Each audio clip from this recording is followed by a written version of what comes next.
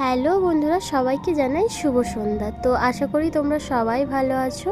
এই ফানুসটা আমার বর দেওয়ালিতে এনেছিল ওড়াবে বলে, দুটো এনেছিল, একটা উড়িয়েছি যার ভিডিও তোমাদের দিতে পারিনি, আর এটা বাড়িতে ছিল। আজকে সময় পেতে একটু ছাদে এসেছি ওড়াবো বলে। তো ব্যাকগ্রাউন্ডে কোনো যদি আওয়াজ পেয়ে থাকো সেটা একটু অ্যাভয়েড করো, কারণ আমাদের এখানে জগদ্ধাত্রী পুজোর জন্য মেলা হচ্ছে, বাড়ির সামনে হওয়ার জন্যই আওয়াজটা তোমরাও হয়তো পাচ্ছ।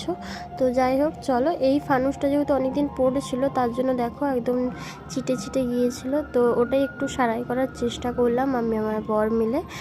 তো জগদ্ধাত্রী পুজো তোমাদের কেমন কাটলো সেটা আমায় কমেন্ট করে জানিও। এই দেখো বাড়ির সামনেই মেলা, আর এইটা হয়েছে গেটটা, মেন গেটটা হয়েছে আমার বর। তারপর ওই যে ফানুসের মধ্যে বিস্কিটটা যেটা থাকে ওটা একটু লাগিয়ে নিল।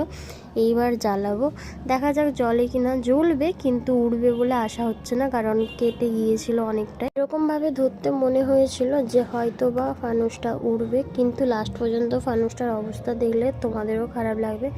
যাই হোক, যখন আর উড়লো না তখন দুজনে কয়েকটা ফটো তুলে নিলাম।